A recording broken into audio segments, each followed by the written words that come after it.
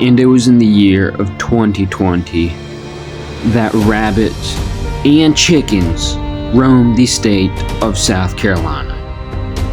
But it was this dude, the sly gray fox, who messed with this fellow's neighbor's chickens and killed them. But it was this fellow, Scott, who dwelled in the treetops, that decided to finish the battle with this fox. Especially because he had brutally murdered and eaten his beloved pet Thumper for dinner. And so, determined to stop this rascal's troublemaking, he climbed down from his treetop dwelling to set some traps for this rascally little fox and build fortifications for his beloved ducks so they would not end up like his dead pet Thumper. Meanwhile, he tried to trap the wild rabbits to move them to a better location. But on the bright side, his ducks were safe and sound for the time being. On 2 particular days, he saw the fox 14 times combined, and so he set out to hunt it. But fortunately, nothing came by, so he set traps, and for 6 months, nothing happened. The only thing he caught was varmints, like nasty old possums. The reason why he used box traps instead of foot traps was simple. It was because of the cats that roamed the area. But eventually he decided he would have to use foot traps. And finally he caught it, less than 12 hours after putting out a foot trap. After finding it, he transferred it into a cage trap so that it could not get away until he would put it down. Once it was down, he weighed it, and it weighed 12 pounds, and it measured 26 inches long. Then he skinned it and ate it for dinner. Later on, he mounted it, and it turned out to be a beautiful wall-hanging mount. And it is still to this day.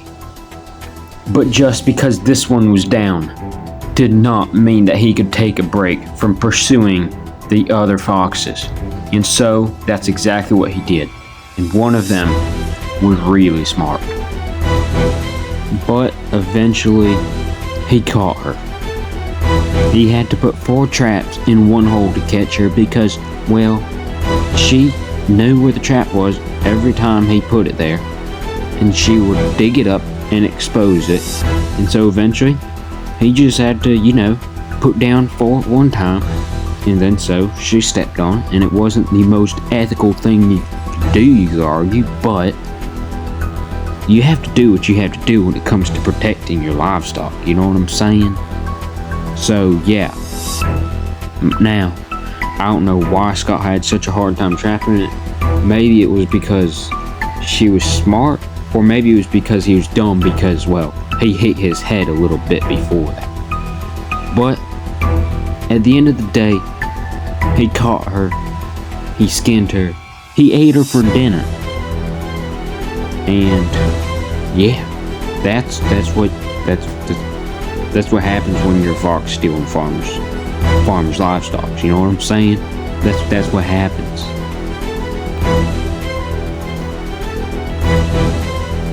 And then there was the third fox. After the second fox, well, there were still more foxes to be caught. Here's some bait. And it was a big fox, but it was hard to tell on camera just how big he actually was. Little did Scott know that he would break a state record for the size of this monster Goliath of a fox. He was huge.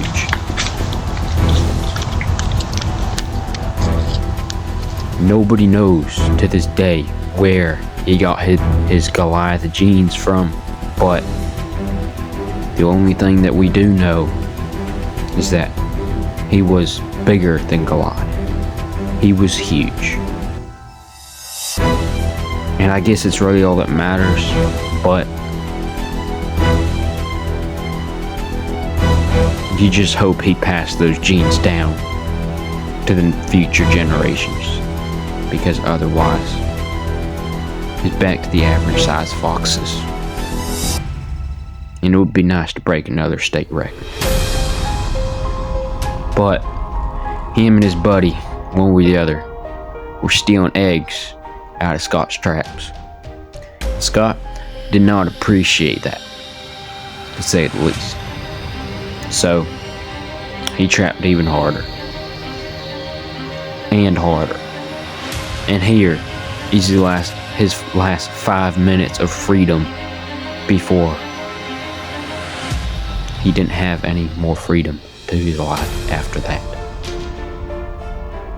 These are the last 5 minutes, because he got busted. He got busted. The king, the leader, the ruler of the Gray Fox Kingdom was taken down, and he was dispatched.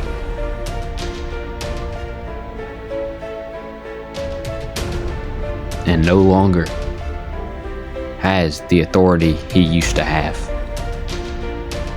Now, he just sits frozen on a pile of snow.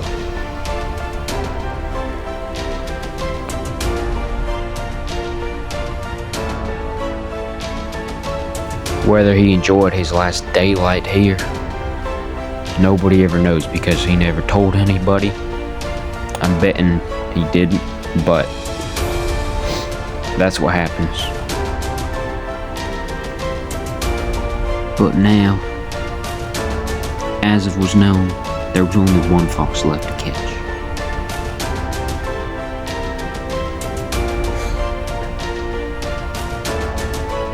But for now, his ducks continued to live on. Some, unfortunately, did not make it, like the last 2 squirrels, or these 2 rats that were killed by the fox, or the cottontail that just didn't make it, or this poor bird, as well as this dove. They just never made it, along with the chicken, or this coon that also got brutally murdered, along with Thumper. His buddy continued to live happily, and he dominated the entire area. But Scott was determined not to give up this battle that he'd been fighting for 9 months to catch the most intelligent foxes known to the planet Earth. Some would argue it was not that the foxes were smart. They just said it was because Scott was dumb from the time he wrecked his bike. The doctors thought he would never recover from it mentally. But Scott didn't think so. And so, determined, whether he had mental illness or not, to continue trapping this fox. Which you will see how it turned out, and prove whether people spoke rightly or wrongly. Whether they did or not, he continued trapping. And 3 days later, well, they were proved wrong. He caught a cat. And this cat was dumb, which is maybe how Scott caught it. But he let it go because it was not his target. His target was the powerful kingdom of foxes. And life continued happily on with 3 of the foxes gone. It continued as normal. The dogs were no longer afraid of them.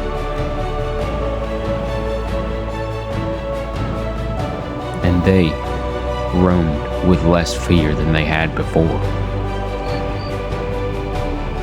But that didn't mean that they had no fear, and that is why Scott continued diligently to trap the foxes for the next year.